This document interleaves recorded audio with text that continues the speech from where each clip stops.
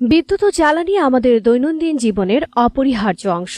আমাদের ঘর, কর্মস্থল, শিক্ষা, চিকিৎসা থেকে শুরু করে প্রায় প্রতিটি ক্ষেত্রেই এর ভূমিকা অত্যন্ত গুরুত্বপূর্ণ।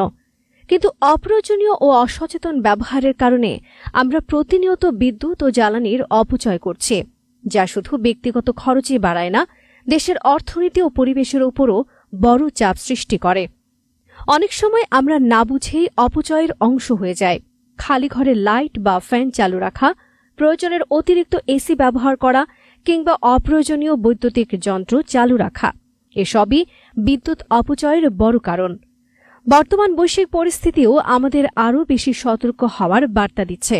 মধ্যপ্রাচ্যের যুদ্ধ পরিস্থিতি সারা বিশ্বে জ্বালানির সংকট তৈরি করতে পারে। এই বাস্তবতা উপলব্ধি করেই মাননীয় প্রধানমন্ত্রী তারেক রহমান আগাম প্রস্তুতি নেওয়ার আহ্বান জানিয়েছেন। তিনি সবাইকে বিদ্যুৎ ও জ্বালানি ব্যবহারে আরও সচেতন ও সাশ্রয়ী হওয়ার পরামর্শ দিয়েছেন। মাননীয় প্রধানমন্ত্রী শুধু আহ্বানই জানাননি, তিনি নিজে তা অনুসরণও করেছেন।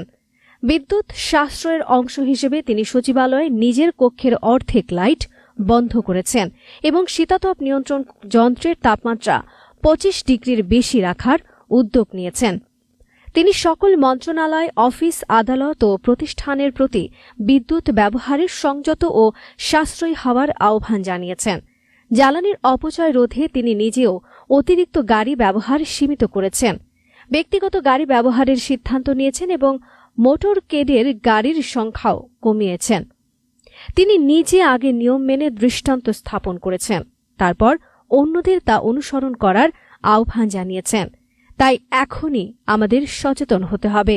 দিনের বেলায় যতটা সম্ভব প্রাকৃতিক আলো ব্যবহার করতে হবে, অপ্রয়োজনীয় লাইট বন্ধ রাখতে হবে এবং কক্ষ ত্যাগ করার সময় লাইট, ফ্যান ও অন্যান্য বৈদ্যুতিক যন্ত্র অবশ্যই বন্ধ করতে হবে। এয়ার কন্ডিশনার ব্যবহার করলে তাপমাত্রা 25 ডিগ্রি সেলসিয়াস বা তার বেশি রাখলে বিদ্যুৎ খরচ অনেকটা কমানো সম্ভব। তাছাড়া বিদ্যুৎ সাশ্রয়ী বাতি ও আধুনিক সাশ্রয়ী প্রযুক্তি ব্যবহার করলে দীর্ঘমেয়াদে খরচ কমে এবং জ্বালানির অপচয়ও হ্রাস পায়। জ্বালানি সাশ্রয়ের ক্ষেত্রেও আমাদের দায়িত্বশীল হতে হবে। অপ্রয়োজনীয় গাড়ি ব্যবহার কমাতে হবে এবং সম্ভব হলে গণপরিবহন ব্যবহারে উৎসাহিত হতে হবে।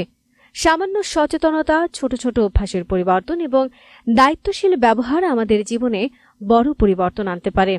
দেশের সম্পদ রক্ষা, অর্থনৈতিক সুরক্ষা এবং পরিবেশের ভারসাম্য বজায় রাখতে বিদ্যুৎ ও জ্বালানি সাশ্রয়ের কোনো বিকল্প নেই। আসুন আমরা সবাই অঙ্গীকার করি, বিদ্যুৎ ও জ্বালানি সাশ্রয় করব নিজের জন্য, পরিবারের জন্য এবং উজ্জ্বল ভবিষ্যতের জন্য।